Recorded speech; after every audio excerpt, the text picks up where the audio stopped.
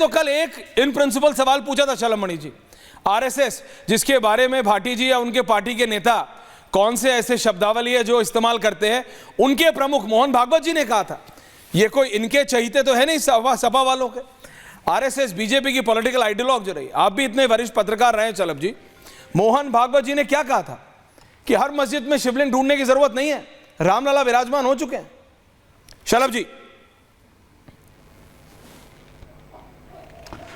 राजकुमार भाटी जी अस्वस्थ होने के बाद आज पहली बार मुझसे डिबेट पे मिले हैं। मैं ईश्वर से प्रार्थना करता हूं कि सदैव स्वस्थ रहें और देश के लिए काम करते रहें, अपनी विचारधारा के लिए काम करते रहें, मेरी शुभकामनाएं हैं।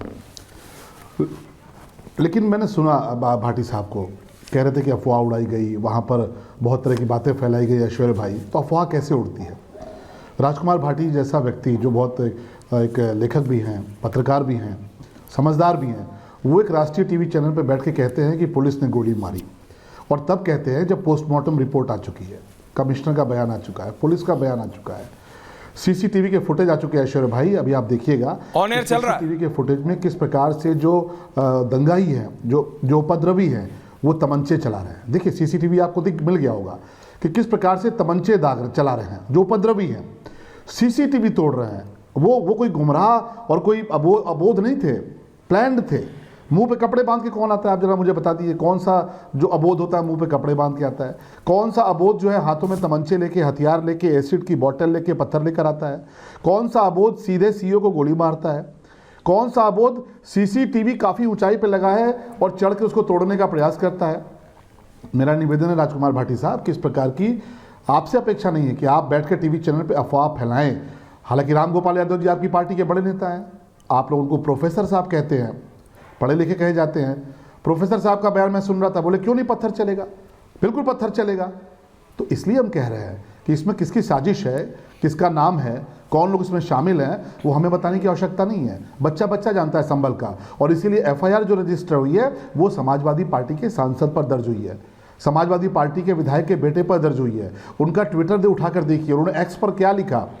सांसद का बयान ऐसा बयान होना चाहिए क्या, भड़काने वाला बयान? विधायक के बेटे का ऐसा बयान होना चाहिए कि जिससे आग लगे, हिंसा फैले? और तो और जो आप कहते हैं कि अचानक सर्वे करा दिया, अरे हमें हैरानी होती है। आप कहते हैं समय नहीं दिया, आप तो कहते हैं हम संविधान बचाने की दुहाई देते हैं, संविधान बचाएंगे, संविधान बचाएंगे। बाबा साहब भीमराव अंबेडकर जी के संविधान के नीचे बैठी एक कोर्ट एक फैसला देती है, उस कोर्ट के फैसले के आधार पर जाके सर्वे होता है, और आप उस सर्वे को मानने को तैयार नहीं, कोर्ट के फैसले को मानने को तैयार नहीं, और कहते हैं संविधान बचाएंगे। तो मैं बहुत विनम्रतापूर्वक आपसे कहना चाहता हूं कि आपकी सरकार में होता रहा होगा भाटी साहब कि जब आप दुहाई देते थे कि लॉ एंड ऑर्डर खराब हो जाएगा इसलिए हम सर्वे नहीं होने देंगे।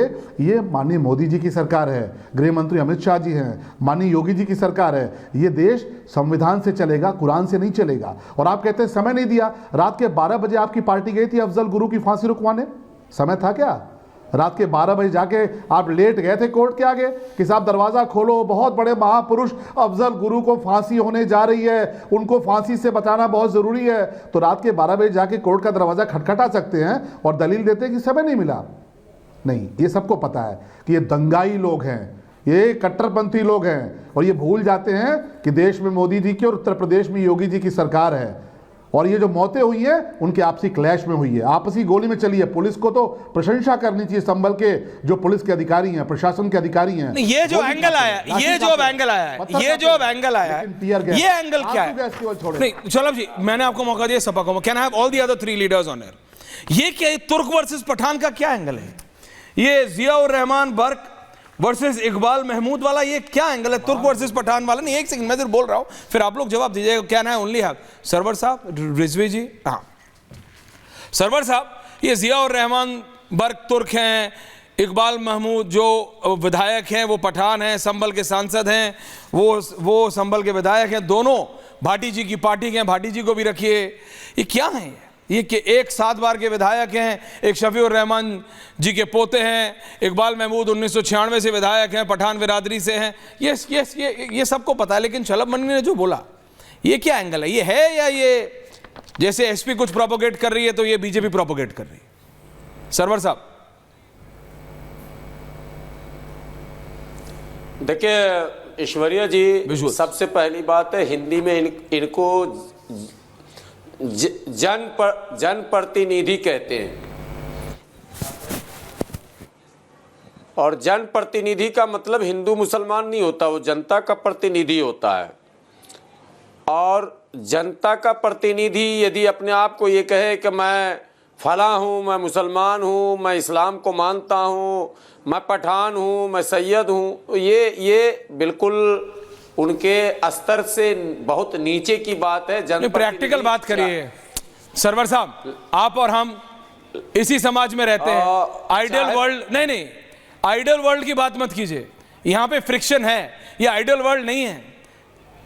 आप कह रहे हैं जनप्रतिनिधि, यहाँ पे जातियों में बट रहे हैं, यहाँ पे बात हो रही है तुर्क वर्सेस पठान, ये तो हिंदू मुसलमान से आगे निकल गया खेल, ये तो तुर्क वर्सेस पठान हो गया। आप कह रहे हैं ये नहीं बताना चाहिए हिंदू मुसलमान। यस यस यस, मैं मेरी नजर है थोड़ा सा इको ज्यादा हो रहा लगता है मेरे इसमें। नहीं, उसको ठीक करा रहा हूं मैं, आप अपनी बात रखिए। हाँ, तो मैं ये कह रहा हूं कि किसी भी जनप्रतिनिधि को अपनी जात, अपना धर्म बताने की आवश्यकता नहीं है। जनप्रतिनिधियों को आम जनों में सामंजस्य स्थापित करने के वो तमाम रास्ते ढूंढने चाहिए जिस रास्ते को ढूंढकर शांति व्यवस्था स्थापित की जाए। मेरा बड़ा सवाल बर्क साहब से कल भी था, आज भी है, आगे भी रहेगा कि जब संभल में एक मामला छिड़ गया था तो आपको बेंगलोर में मीटिंग में जाने की क्या जरूरत थी? आप कोई बड़े मौलाना है क्या? पर्सनल लॉ बोर्ड की मीटिंग में ये सारे सांसद क्यों जाने लगते हैं? पर्सनल लॉ बोर्ड आलिमों का संगठन है या संसद का संगठन है? अरे आपको पता ही नहीं कि क्यों गए वहां पे। रिजवी जी को भी रखिए भाई, इनको पता, भाई ये तो जानिए ना कि गए क्यों वहां पे। ये थोड़ी सरवर साहब पहले जान लिया कीजिए, इंफॉर्मेशन जमा कर लिया कीजिए, उसके बाद बोला कीजिए। ऐसे ना बोला कीजिए क्यों गए पर्सनल लॉ बोर्ड में, क्यों मीटिंग में मेंबर पार्लियामेंट शामिल हुए। हाँ भाई, वो इसलिए गए, मैं जैसे राजस्थान अभी मैं गया था, मैं खुद उसमें शामिल था। तो चूंकि जब वक्फ बोर्ड की बात होती है, जब वक्फ अमेंडमेंट की बात होती है, तो मेंबर हैं, उन्हें जो है मेंबर बनाया गया है और इसलिए उनको बुलाया जाता है ताकि उनको बताया जाए कि ये बातें आप रखिए। तो उनके एरिया में दंगे होते रहे? नहीं है तो आपने मुकदमा करवा दिया, और होते तो हमें लग रहा है फांसी चढ़वा देते। क्यों? रातों रात। और क्या? और जब वो एंगल नहीं मिला तो तुर्क और पठान कर दिया। नहीं, तुर्क और पठान कर दिया। एक मिनट ऐश्वर्या जी बोलिए।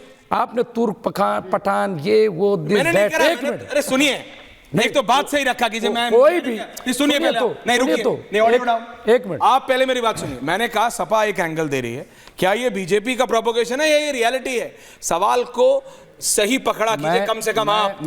देखिए एक मिनट, थैंक यू, ठीक है, मैं ये कह रहा हूं कि कोई भी हो, कुछ भी हो, और आपने जो शुरू में कहा मैं उसको एक्सेप्ट करता हूं, सही कहा, कुछ भी हो, लेकिन लॉ एंड ऑर्डर मेंटेन करने की जिम्मेदारी ये प्रशासन की है, हुकूमत की है, उससे वो बच नहीं सकती। चाहे वो तुर्क वर्सेस पठान हो और चाहे हिंदू मुस्लिम है क्या, चाहे नहीं, ये है या नहीं है? नहीं है, ये बिल्कुल प्रोपगेट किया जाता है, मामले को भटकाया जा रहा है। दूसरी चीज जो बात कह रहे आपस में, शलभ जी, जो रिपोर्ट आई है, क्या आई है? जो पोस्टमार्टम की रिपोर्ट आई उसमें कह रहे हैं कि बुलेट नहीं मिली।